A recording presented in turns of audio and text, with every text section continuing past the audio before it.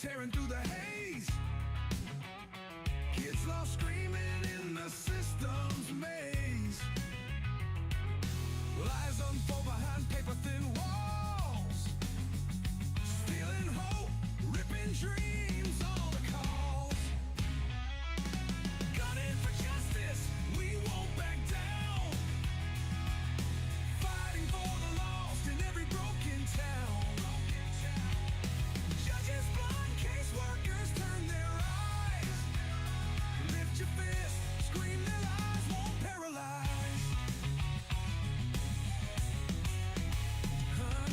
Families they shatter with the stroke of a pen.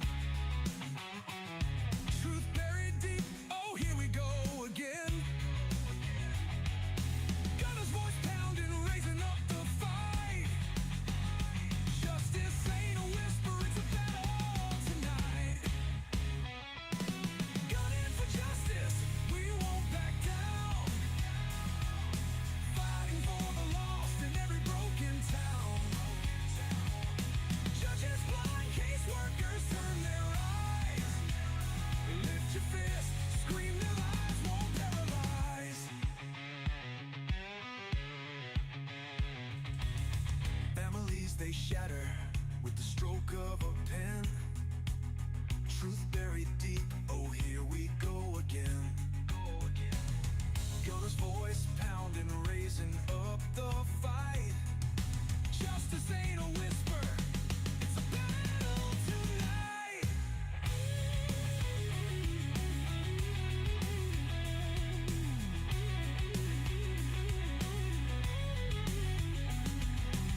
System cracks, red tape wins tight, but the spirit won't break, even in the night.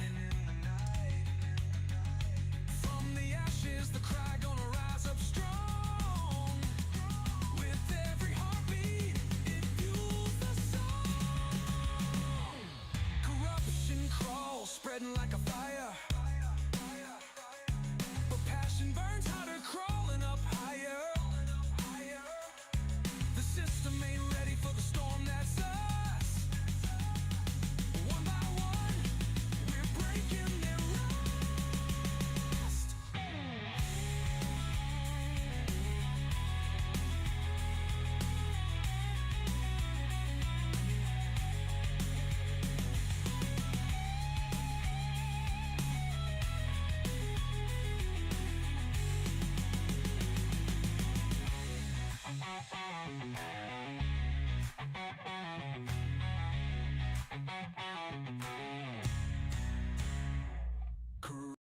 Hey look, this for every mama got her baby snatched on some bogus shit. For every pops they locked out the crib like he ain't blood. CPS, y'all been eating off pain for too long. We know what you on, but now it's war, this gunning foe, CPS. Kick doors, no warrants, they taking our seeds. Say it's neglect, but they planting they greed. Feds in they pocket, judge got a fee. Run it like a business, adoption spree. Contracts overseas, got partners in France. But shorty from Shy, he ain't get a chance. Mama work 2 jobs, daddy do right, but they still snatch his baby in the middle of the night. Fuck CPS, they ain't saving shit. Just a system full of snakes getting rich off kids. We see through the cap, we done taken the hit. Now it's Suffer Davis popping and we loaded the clip. Gunna got the case, now we in that fight. Taking this to SCOTUS, shining that light. They ruined good homes, now we flipping that script. Time to bring them back, time to empty the clip. They labeled us monsters, called us unfit, but it's they paperwork dirty, all of it forged and flipped. How the fuck they selling babies to a bidder overseas? Then tell the fam you unworthy. Man, please, we got mamas in pain, daddies in tears. They breaking our hearts, been doing it for years. Now we riding with Gunner, and we got the proof. Sworn under oath, now it's time for truth. Trump got the team and the pen in his hand. He said bring them home, now that's the plan. You feds been hiding, but it's over now. We moving like an army, and we ain't bowing down. Fuck CPS, they ain't saving shit. Just a system full of snakes getting rich off kids. We see through the cap, we done taken the hit. Now it's Suffer Davis popping and we loaded the clip. Gunna got the case, now we in that fight. Taking this to SCOTUS, shining that light. They ruined good homes, now we flipping that script. Time to empty the clip. They ain't gods, they ain't law, they just people, corrupt people. And when the people rise, ain't no system safe. It's Chi-Town, it's the movement. We gunning for CPS, and we coming heavy. Yeah, yeah, yeah. Wait, wait.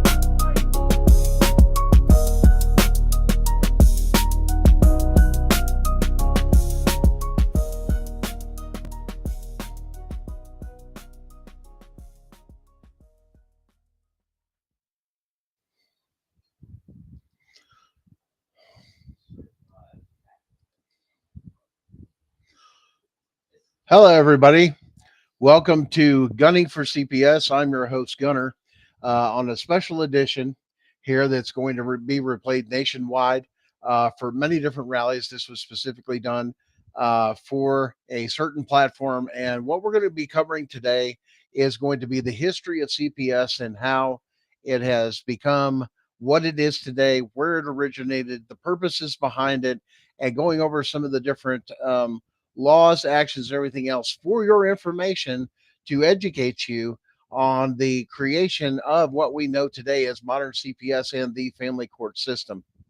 One, we're going to go back to all the way back to 1935, which is the Social Security Act of 1935. Within that provision, during those times, you had a lot of people that were coming back from a lot of the fall and collapse of the financial system, of the stock market crash throughout our history.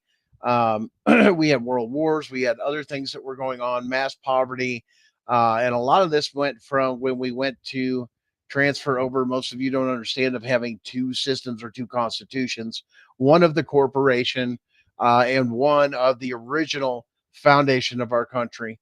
Um, that does completely different, and they serve two different methods. And there's some irony. One was taking the power away from the people, we the people, and putting it into the businesses and corporations and those that ran the industry, or once again we know as the Industrial Revolution, that came through there. During those times, there was a lot of need for uh, privatizations. Once they found out all this was going on, it actually originated in New York City. It was a group of very wealthy businessmen that had actually pity, um, a concerning heart, and coming from a good place to run a orphanage that was out of New York City to take care of orphans or people that were left because people were dying because of sickness, so on and so forth, war efforts, so on, even immigrants, so on and so forth, to take care of the children because they were walking the streets of New York and they needed a place to have shelter.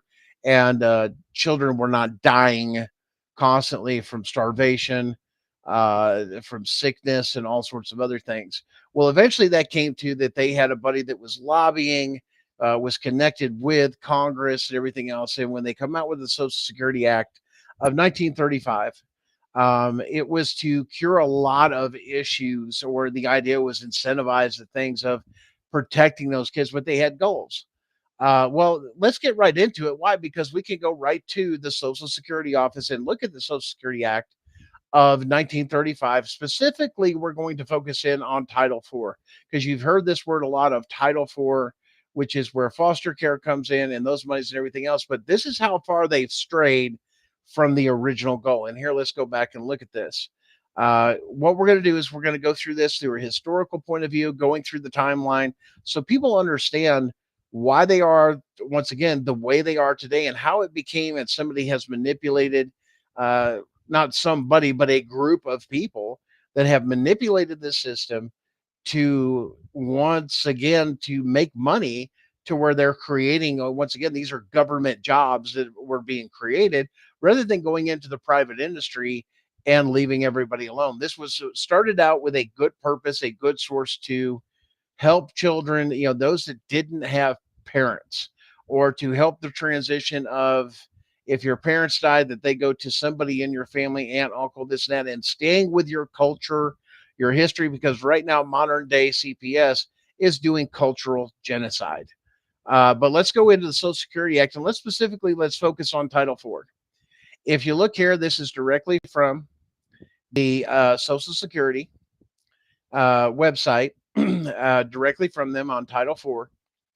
We have different sections here. But let's go back and see how far they've gone away from the 1935 purpose to what we know today. And this is where this actually violates this actual section of Social Security that states are doing constantly today. Is just under the purpose. Let's read it together. In general, the purpose of this part is to increase the flexibility of states in operating a program, a state run program designed to, let's go through it, provide assistance to needy families so that children may be cared for in their own homes or in the homes of relatives.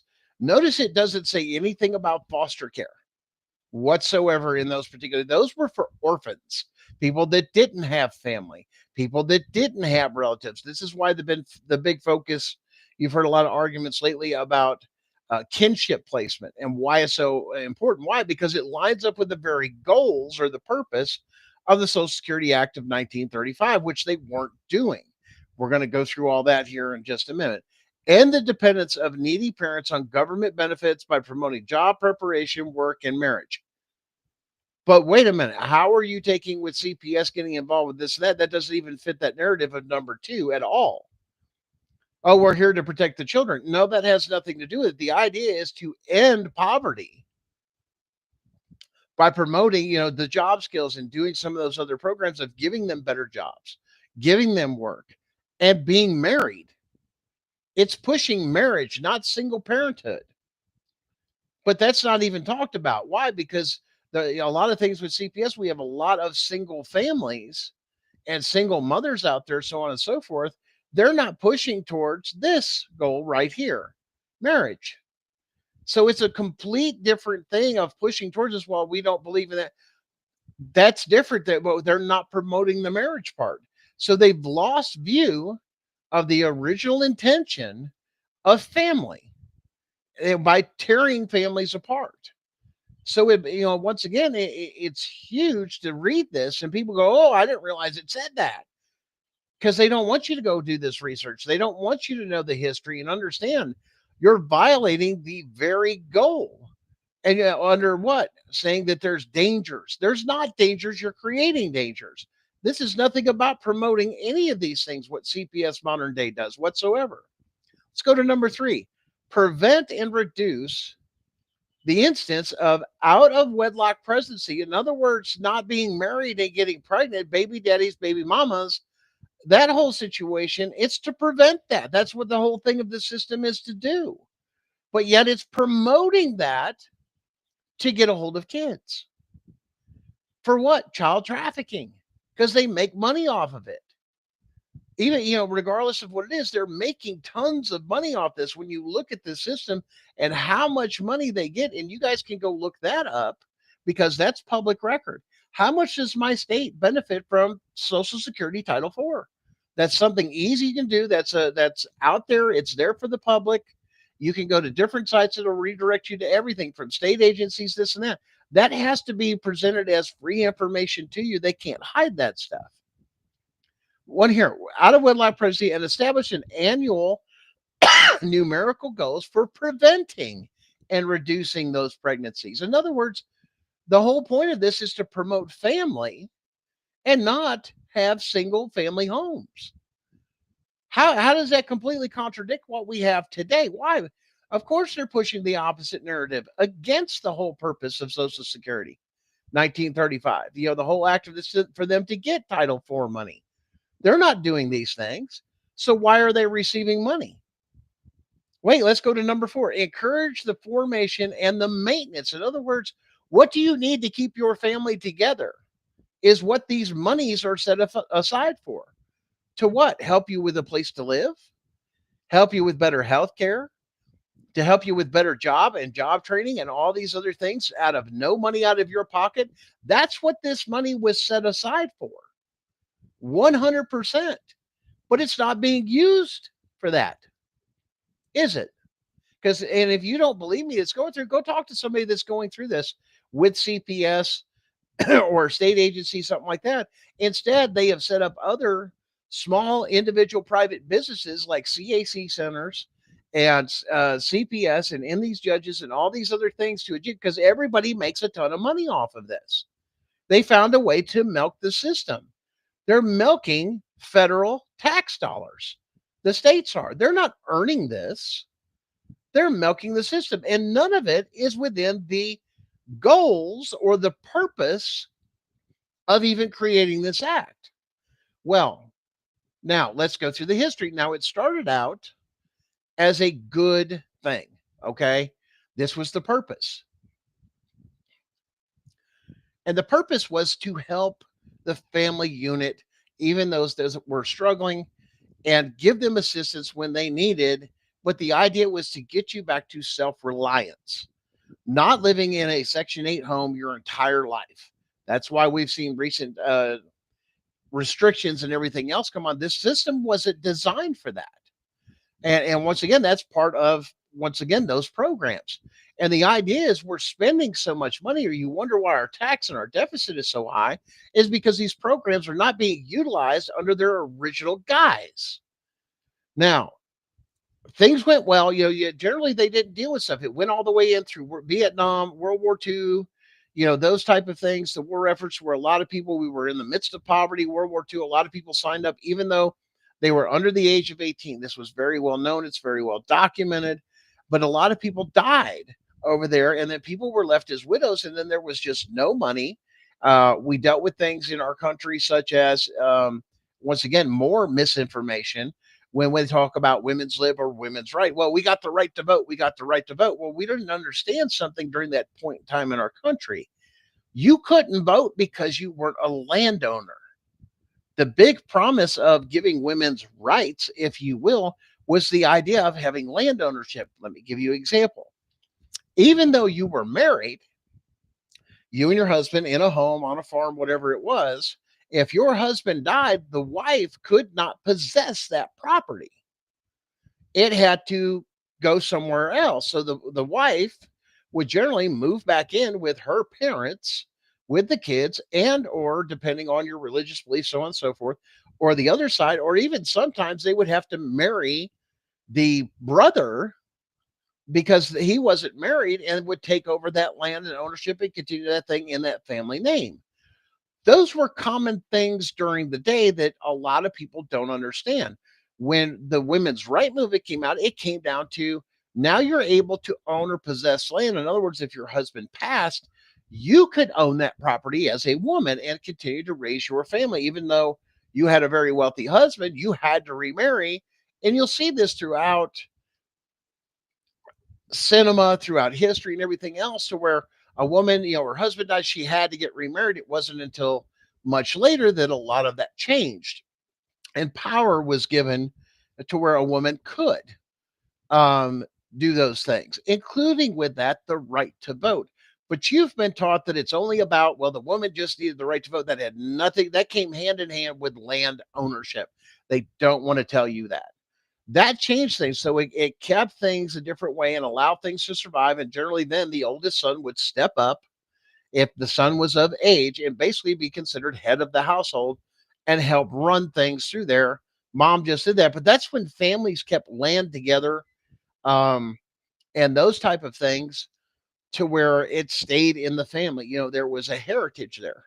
And we've still got farms and other things and other land still here in this country that is owned generationally, excuse me, general. I'm going to just mess up that. We'll continue on. You understand what I'm saying. Sorry, a little tongue tied there. And it went from father to son, or it was divided amongst the children, so on and so forth, and everybody got parts. And that's where a lot of that came out. And that goes back to a change in tradition. In other words, when your daughter got married, this, that you had you pledged so many goats or so many of this and that to help take over those things, or so on and so forth. But that's where the idea with large families meant great wealth. And it still really does today. If you have the land and everything else developed and your family worked on that, there was a lot of things that changed within our laws, such as certain things as far as, within our country, because even all the way back to the early 1900s, um, families, your schooling went around your responsibilities to the farm, because a lot of people were farmers throughout this country. So it was depending on the schedule. Your churches and religious organizations revolved around the farming cycle, that dealt with a lot of things. In other words, you went to church, but generally people got up real early in the morning, did the chores they had to, took basically a day of rest. But there were still things to be. Why? Because the animals still need to eat, things still need to get done, so on and so forth. That does not stop. But unless you've grown up on a farm, you really don't know that. And that's a huge thing that we have to understand, of where we came from to where we are today, to understand it's not in the same premise that we're doing things. Now, during those times of early 1900s, this and that we had separate things, but there was also a provision that they created something called the sanitariums. Why? Because once again, you're not going to want to hear this, but a lot of experimentation that we know is the Tuscaloosa Project and several of the others, sickness, a lot of experimentation within what was considered at the time the pharmaceutical company. There were experiments and they were done on humans. And these had effects even to the point of babies and everything being born without limbs, so on and so forth. You can go through history, confirm everything that I'm saying. I challenge you to do the same thing, because these are facts in our history they don't want to tell you. Um, and then even to the point we created, things like with experimenting with these things, there were side effects, including Down syndrome, as well as there's now talks of vaccines that are causing autism.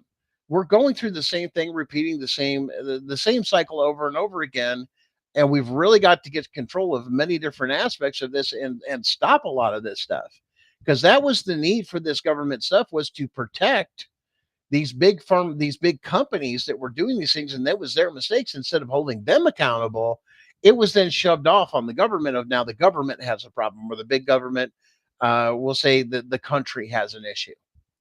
But one of the things I want to reference, and you're going to go through this, is what I'm going to show you, one that was very well documented. This is part of history. This has been accepted. And we're going to go to a place called, dun, dun, dun, that's right.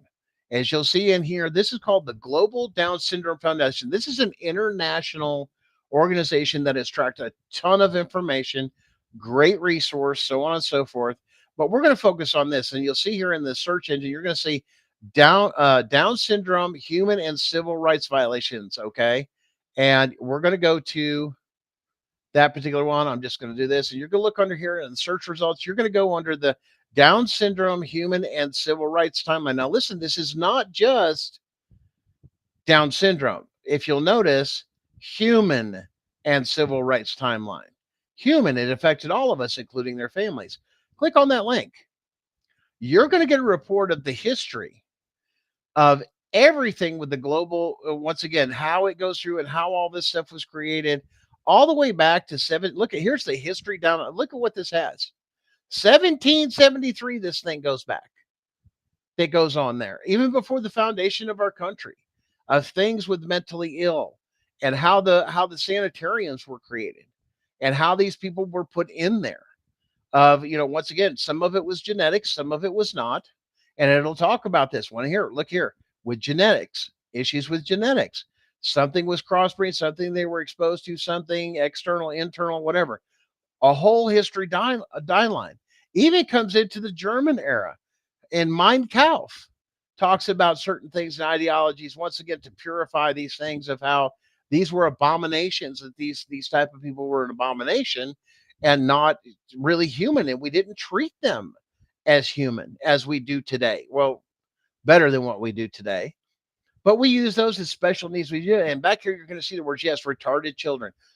The terminology. World War II, it talks about what was going on, and killing of these people being mercy killings. But it also modernizes, it comes back through. If you'll notice right here, look, 1935 is when the Social Security Act came in. Right here. This is what's happened right here. Ohio created, look here, is created to assist children in the area that's been excluded from it. In other words, we were starting to take care of them a little bit, maybe try and fit them into your local school, so on and so forth. It had a good start, and then money was set aside to do these programs. And then it continued on.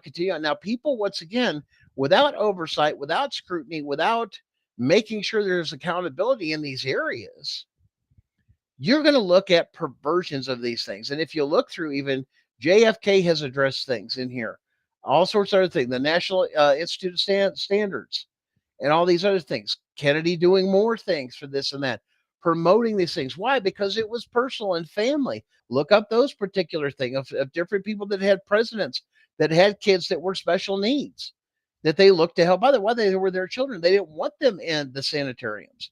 There's even case law it talks about within this whole thing. Go there, do your research, look it up, and understand where you came from to understand this was our world in our communities all the way out.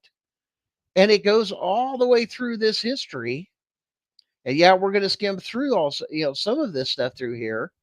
And once again, a legal case. In other words, these weren't considered humans. Okay.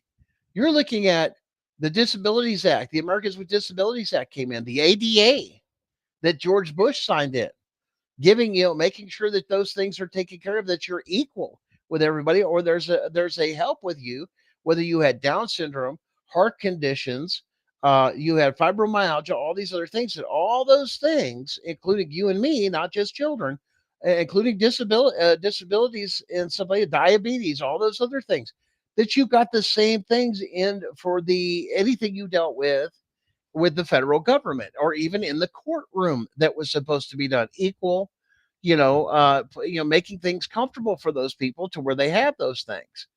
But you're going to look at different things through here, and there's a lot of different history that goes down through here. And then you could do other things. We come back here, Rose's law that Obama passed, of some of these other things, and the idea was driving more money.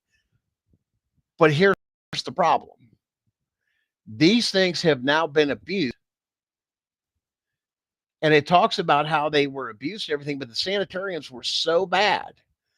Go look up what Ronald Reagan did. Ronald Reagan, that the sanitariums had become so bad, run by the states, um, that they were atrocious. There was even child trafficking going on there. There was people going in and raping these people with Down syndrome and several other disabilities, so on and so forth, most schizophrenia, some of these other conditions, this and there. And they were off the books. They were getting money from the federal government to basically raise these people, but they weren't considered human. So you could go in there and rape them and everything else. And once again, contraception wasn't a big thing during that time. And then they would end up getting pregnant. Well, all of a sudden, then you have a baby that comes out just fine with that DNA, and then all of a sudden that child doesn't have a birth certificate, doesn't have a um, social security number, or anything. It's an untraceable human. The perfect scenario to traffic somebody that doesn't exist. And come to find out that they were trafficking these kids. There's even other reports and other stories. You can go back and look at your own state sanitariums and go back through those. And you can, there's one especially out of Tennessee, to where they was found that they were doing the same thing, but they were shipping the kids to California. There's reports on that. That's very well documented. That's come up in court cases. It's been explored within this and that. But once again, that's the perversion of those particular places, which is why Ronald Reagan says these places need to be shut down, and we need to integrate these people within our communities. And it's a responsibility of the people in those communities to care for them, creating a sense of community, family, so on and so forth, that this should not be just a total burden upon the state and abandonment of parental issues and things for the family. And a lot of people say, well, what does that mean? And to me personally, I actually have a cousin that does have Down syndrome, and it was done by the hospitals when the baby was born, that they wanted to steal the child and basically make the child disappear and put her into a sanitarium, as well as those things, because that was very productive. That was of high value to have female people, because then they could reproduce, X amount of children throughout their lifetime, basically breeding them to death, to have children that were untraceable. Well, now all of that is shut down under Ronald Reagan. That was a lot of revenue for a lot of states. And when that all the whistle got blown on a lot of that stuff that happened in the 70s and in the 80s, so on and so forth, that came to light. of what was going on and how this was such a human rights issue, that these people were being treated like that, like breeding stables on a farm. And basically, and it didn't matter the ages. They had people going in there raping young children, um, which is where a lot of the pedophilia actually originated in, was within our own state government. They created these environments. Uh, that was the biggest number even during that time. Well, it happened within the families. It happened with that. Not more than what it was happening in theirs. And the stats will tell you the same thing. Go do your research on it. They were creating the problem, but they were making profit off of this. And they were selling it both ways, multiple ways, actually, because they would make money on having somebody that would pay to come in and actually have the sex. They would get money for the baby. And then the biggest one that was a huge thing is the big pharma companies were actually paying these sanitariums to do human experiments because they were considered human. And they were making money off of that and tracking the side effects and everything else. This is, once again, this is not hearsay. This is very well documented. Go do your own research. You're going to find the same thing that's out there. It's been documented in court cases. It's been documented in a lot of things in media, a lot of books, a lot of other things that have been done. But they don't want you to know that, because that's the history. Who ran those? Let's go to who ran those. That was each state's Department of Health and Human Services that ran those, that applied for those grants. If you'll see the Social Security Act of 1935, there are grants they apply for and they get paid out every quarter, but they're not within their purview. Well, they found the system shutting down. That was a at that time, $1 million industry. In today's terms, that's a multi-billion-dollar industry that was taken from them. Facilities, so on and so forth. I mean, it was government jobs, is what it was too. So once again, imagine what that is, because everybody knows how well the insurance and everything else was with government jobs, and there wasn't a whole lot of skill to do this, to be an orderly or this and that, and to deal with those things. They weren't all medically trained. They were abused. They were beat up. They were, once again, experiments, electroshock therapy, so on and so forth. So now this is all ended, or beginning to end, because of Ronald Reagan passed. Hey, we need to do this. What is the department? Because they've lost millions of dollars because of that revenue, with that shutting down and being exposed, so on and so forth. Where do we move the money from? How can we? Then the question became, how can we manipulate the Social Security Act to get back at those guaranteed monies? As you'll know, even the DOGE went through and tried to get in to audit those particular things, but those were extremely well protected. And there's a reason why, because of mass corruption, not to hold them accountable for this, because they don't want to mess with that money. And there's a lot of states run a lot of the state's revenue that they use to do state everything or even operate is usually, it depends on the state, between 70 and over 90% of their budget to operate things of this that the state does is through those federal monies or federal reimbursements and those grants. If those were gone, you would see smaller government on your state level, because there's no money to do those things. Once again, these could have been privatized businesses, which they should have been, which with individual accountability, and then the state overseeing them. But once again, the state a lot of times took those over. In some states, yes, they are ran that way, but then there's a lot of money with that they do for oversight, so on and so forth. And there's a lot of application processes. This is seen through child advocacy centers, as they are basically a subcontractor um, for your states. They don't directly work for your state. And in some places, even your CPS is considered a subcontractor for the state, that it releases the state of liability, because if one goes down, they can just reopen as something else and continue doing what they're doing. Um, it's all depends on the state structure. Has a lot to do with it. So you go through that, then let's move a little bit further. Now you come into Bill Clinton's era, where you have the Family Cares Act. You can look at all this stuff too, that gave more money. The idea was to incentivize more adoptions through foster care. And then the concept that it was sold under is to get these kids into families. Well, that wasn't what it was. They found out they could make a ton of damn money by doing these fosters. Well, where do you get the fosters? You start stealing kids. You come up with things that CPS does, and they hide in civil courtrooms. You're a bad parent, you're this and that, and there's no criminal part to it. And they rip your kids away without a crime.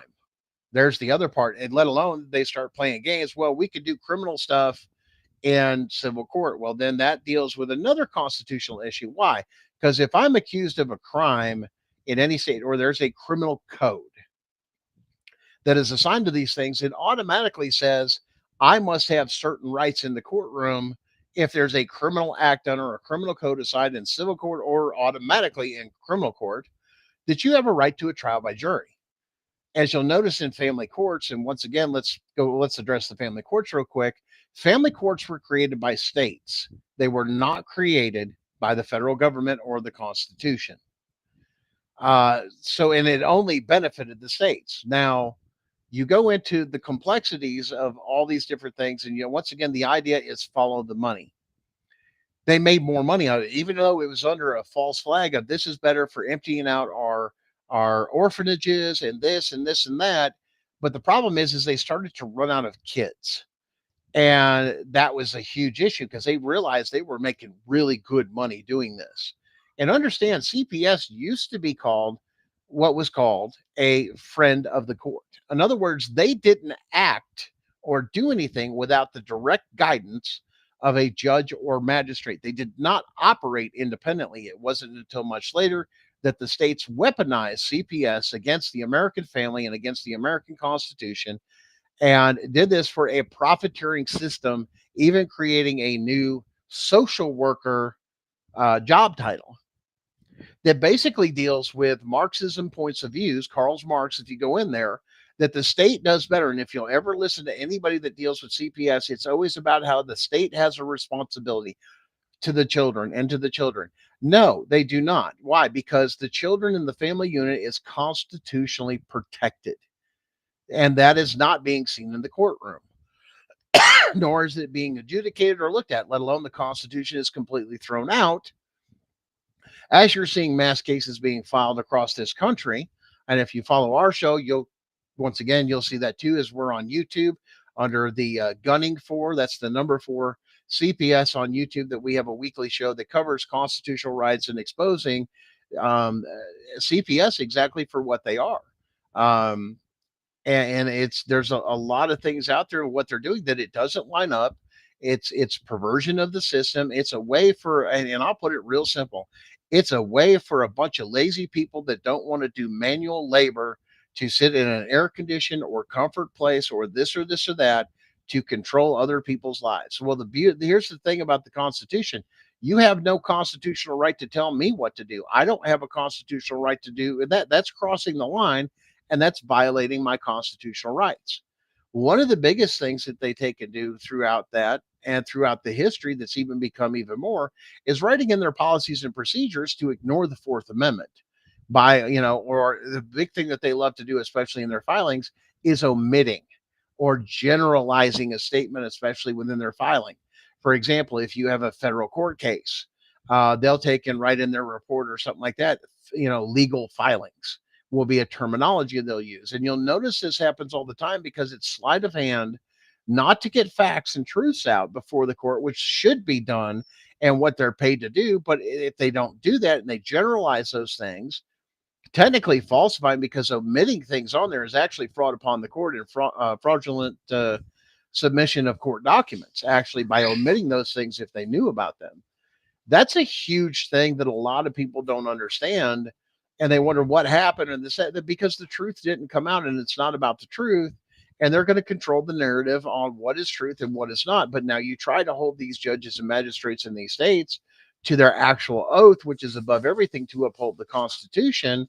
And they're going to rule on statutes and codes. Now, statutes and codes are not laws. This is something that we've educated a lot of people. You'll hear a lot of police officers and sheriff's department, this and that. Well, you violated a state law. Well, under the Constitution, no state can make a law, especially a law that is contradictory, anything within there under the guidelines. Even the federal government has to, you can't do anything contradictory to the Constitution of the United States of America. Therefore, it is null and void. But do they enforce that? Do they enforce the Constitution? Do they uphold their oath? No, they do not. And here is why.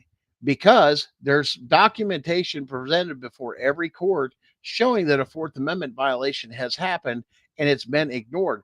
But in their policies and procedures, it absolutely says that they have a right to come into your home. They have a right to question your children on your private property. But here's the problem: federal case law and the Constitution strictly prohibits that. But once again, your lawyers and everything else keep saying, well, we'll appeal or we'll do this, we'll do that. That's not the process. And there's the game that a lot of them take and play is they should be reporting these judges and removing these judges that are not upholding their oath. But once again, look at how much money the system makes off of this, including the attorneys. And there are good attorneys out there that wish that all this would go away and leave people alone because there are no crimes. You're making up stuff. These investigations, CPS workers are lying constantly. You're looking at them even doing child porn, or even once again, if you go back within our recent situation, you guys have heard about the Diddy case. Well, it was even admitted that the children that were supplied in the Diddy case came from where? CPS. Was there an investigation or did anything happen to CPS in California? Let alone they were getting them across state lines. None of that was investigated. You guys go figure. Now, there's the Clinton. Let's go to somebody else. Did somebody else? Yes, there was some good things and this and that done through that with the president. Like I said, George Bush was in there. He says, "Hey, let's take care of the disabled people, the people with Down syndrome, so on, so the ADA was done, so on and so forth." Then you go into the Obama era. Now, the Obama era had something very similar to Bill Clinton. And regardless of what side of the aisle you're on or not, I really don't care. Once again, it has to do with the actions of the person. Obama passed something very similar to Bill Clinton, and you can look it up. It's another, families that it incentivized even more money, giving more money to these organizations, almost like a kickback to the states of saying, here, we're going to give you more money or even up those numbers and everything else to give you more incentive to do this stuff. Not about keeping with the purpose of once again, go back to the Social Security Act of 1935 and its purpose. The idea was to keep families together. How are you keeping families together by ripping them apart? It's completely contradictory to what is happening. So you go through that to a lot of other modern changes. Then you get into there was protection of Rooker versus Feldman. Now that Rooker versus Feldman case, a lot of you, if you've got a CPS case, some of you that may not know what that is basically something in a layer of protection going in that the federal government doesn't have the right to get involved in acts of the state or things that are done for the state. In other words, something that's going on that the state has been devised to do or they have the capability of doing under their guise and under their contracts. But the other issue is that we're not dealing with, especially with this, is anything with CPS or dealing with the state as an American has to be done under contract law. If you do not give permission, then you don't have to interact with the state. Now, if you've obviously committed murder or some great felony, yes, the state is getting involved to settle the differences between the two or hold accountability. But once you give immunity and everything else, in other words, saying these CPS caseworkers, these judges, these magistrates, and everything else have immunity for the actions they do with this and that. In other words, there's no accountability. And then they've made a lot of people believe that there's absolutely no accountability whatsoever. And that's not the case because there's still the provision of the federal and or the Constitution that you can hold somebody accountable and strips them of all immunity for constitutional rights violations. And at the same time, for the judge, is supposed to know the law and both sides. In other words, they're supposed to be familiar with federal case law and how they're supposed to be ruling because a state or an administrative law judge, as they've been called, and they are labeled, they are administrative law judges, which are in your states, do not have the power to make their own decisions. They are only supposed to execute what the higher courts have already deemed to judge or rule in a certain way. But once again, they're power hungry. I'm a judge. I'm a magistrate. I'm not going to follow that stuff. I get to pick and choose, including not following the Constitution. That's why when you bring up a lot of these things in family courts, especially, my constitutional rights were violated constantly. Yeah, because they don't follow their oath. They violated their oath. They've committed war upon the Constitution. That's not my terms. Once again, that's according to the Constitution. For a judge to do that, that is considered them declaring war on we the people in the Constitution. It's an act of treason, 100%. But you don't, the basic average person, let's tie this together, doesn't know why. And you're going to ask this why? Public education.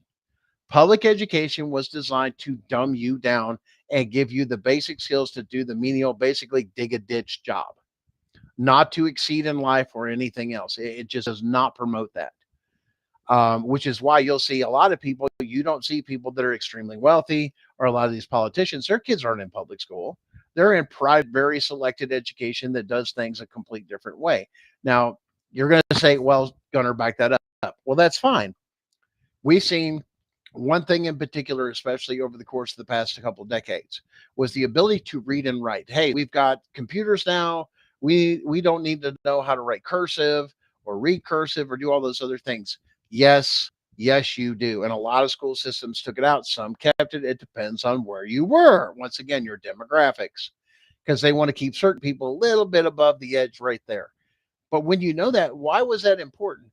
Because our original founding documents, the Declaration of Independence, the Constitution, the Bill of Rights, all of that is written in cursive or calligraphy, which is the personalized individual type of cursive, that you could read those documents and understand them. A lot of people say, well, I had a government class.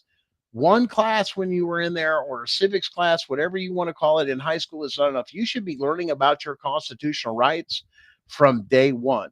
For example, you have the right to remain silent. You have the right to take and not talk to anybody, including an authority figure, including school. I have a right not to talk to you.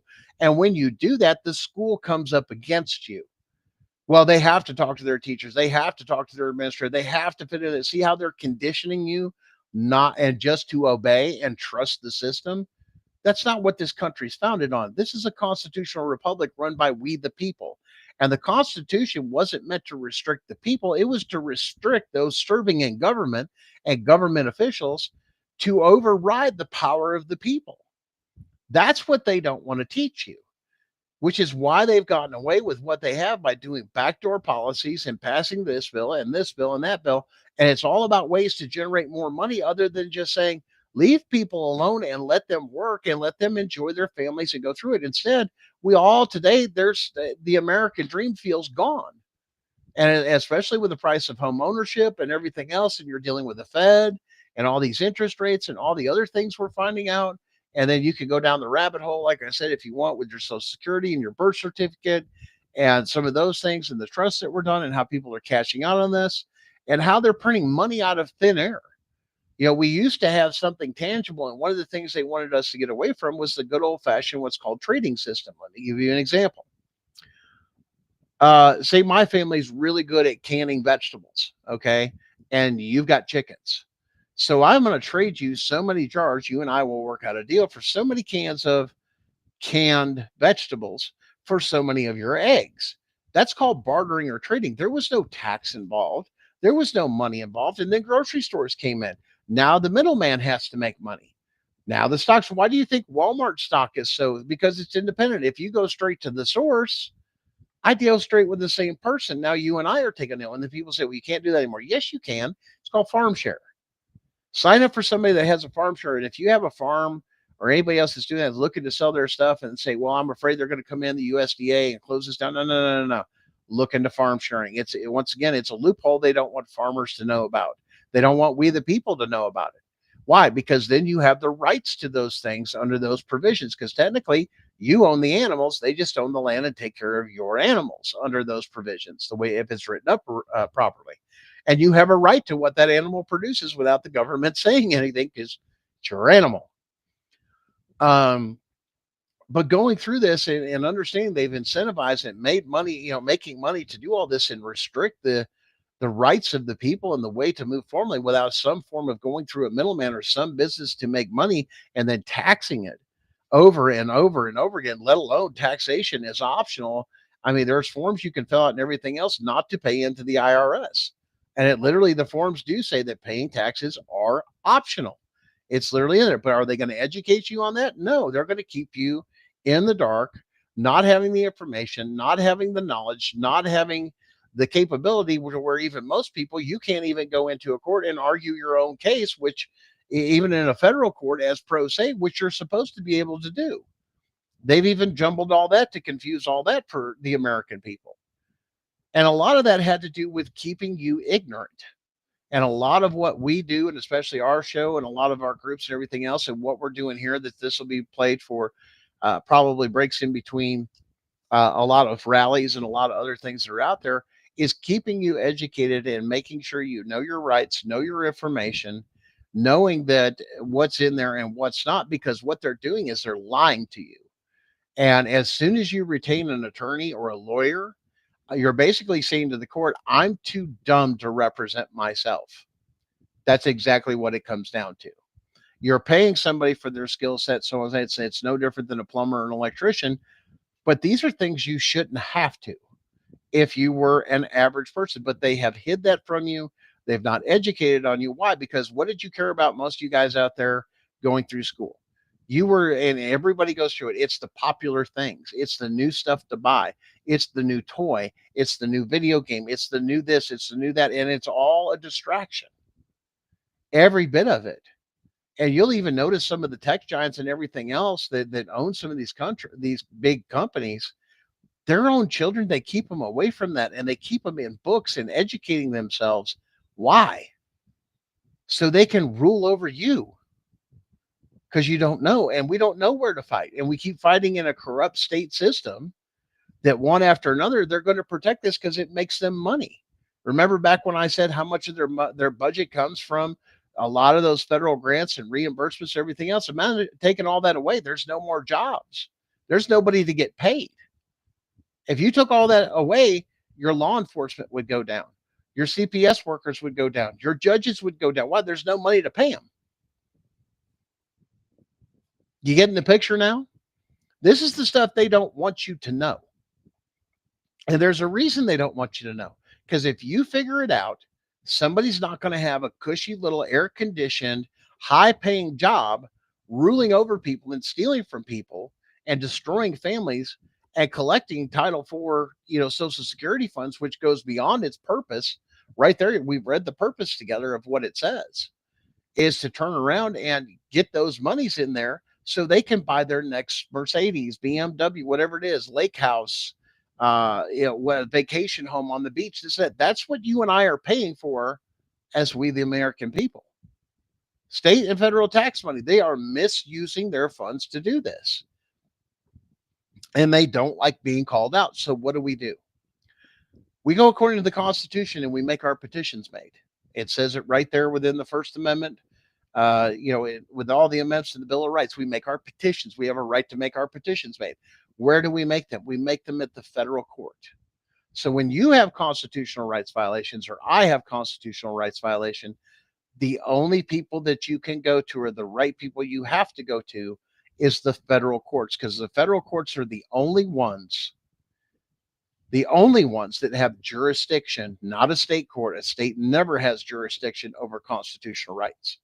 And every single one of your constitutions, your state constitutions, I've looked them over. Look at your own state constitution. Know that too, that you have a right. Once again, there's the supremacy clause of the Constitution. It's also acknowledged in all 50 states' constitutions that they're going to abide by it. It's part of contract law. It's part of their statehood. It's what makes them part of all 50 states and to receive any federal funding. So, guys, you're going to have to take it and once again, educate yourself. Fight in the right courtroom. I always tell everybody the same thing. Fight in the right courtroom. But when you fight, you have to stay in your lane. If you're there in federal court over constitutional issues, you have to refer every crime or everything back to a constitutional connection, like I've told people. And that will get you past the Rooker versus Feldman, because now we're talking about, and a lot of people, well, I got kicked back because of Rooker versus Feldman. You can even articulate why it doesn't get caught up with Rooker versus Feldman, because it specifically deals with the constitutional connections and or constitutional rights or anything else, as well as it's backed up, and you back it up within your filings with federal case law that stands with it. Now, understanding case law is one thing, but the Constitution is still absolute. And that's where a lot of people need to take and understand is fight the right way, fight in the right place, make your voices known. It's not going to work in the local level. It's not going to work begging your politicians and anything else. It's holding them accountable. Now, you're going to say, well, that doesn't work. I've tried this. Listen, when you get enough people that have got the same complaint and the same things, and it's constitutional issues, and you've even got corruption, say, and we've noticed they've been purging judges left and right in the federal level for stuff like this because they're letting their bias get in the way or their political beliefs in the way that they're adjudicating. That leaves the other option, and it's in the Constitution. It's 100%. 100%. What I'm about to say is 100% legal. It's 100% constitutional, and it's all backed up, and it's backed up throughout history. When those petitions are ignored and you're not getting anything else, once again, the Constitution specifically says that when you become to the point of tyranny, then you have not only a right, but an obligation. In other words, you're obligated to overthrow those institutions, remove them, and replace them 100%. You don't believe me that's happened in history? Look at the Battle of Athens. Yeah, Athens, Tennessee.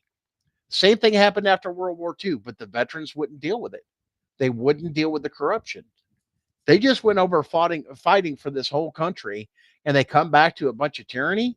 It did not end well. But once again, they made their petitions known first. Why? Because you have to have an arguable point. You just can't go off the deep end right away. You have to get things in. Say, I have submitted the evidence of the crimes and everything else. You refuse to do anything. Now we're doing something. That is the beauty that they don't want to tell you because they fear that. And it's in the Constitution and it's 100% legal. Oh, we're going to do this and that. And you're going to get in trouble. Freedom is not free. You have to fight for it every day. Now, are we insinuating violence? No. That is your own decision and everything else. We're here to inform you about your constitutional rights and what it says. The things they refuse to educate you. Why would they educate you that you could overthrow them? I'm sure some of you have seen the one of the movies called once again Ants, with the grasshoppers and the ants, and it was always a big fear of the grasshoppers. And we'll explain those as people in government to turn around. And if the ants ever realize they outnumber us and they can overthrow us, we're in deep trouble. We'll be overthrown. That's the biggest thing that they fear in this country. Well, guys, I hope this has helped you guys out. A little bit of history, a little bit of information, a little bit of constitutional, a little bit more explanation on your rights. And, like I said, some of the processes through. Catch us, like I said, every Sunday night. Usually we're on every Sunday night at 9:30 Eastern Standard Time on YouTube and Gunning for CPS. I hope this has been informational for you guys, helped you guys understand some of the history of where it came from and how it's become so perverted. And we're so away from everything that, yes, this whole system needs to be completely destroyed, abolished, and go back to the Constitution and back to the American family and back to the purpose and stop with the perversions. Because our Constitution doesn't permit that or anything else to interfere. Once again, anything contradicting to the Constitution is null and void. Null and void. You have rights by government. They're given by the Creator and endowed by the Creator. Guys, I hope this has been informational to you. I hope this has been helpful. Like I said, catch us every Sunday night at 9:30 p.m. Eastern Standard Time on YouTube on Gunning for CPS. We hope we'll join you there. We've got a lot going on. Gunning for CPS, the beginning of the reckoning movement. If you guys have heard that term around, the reckoning, the tip of the spear, the only we the people's case going on that's active in federal court to abolish CPS nationwide. Thanks again, guys. It's been great. Support, educate, love on each other. Stop looking to be a hero and let's just get this thing and come together. Okay? Stop the backbiting and quit all the show and the people out there making money on this. It's time to bring our kids home. It's time to hold people accountable, and it's time to return to the Constitution. Have a great day.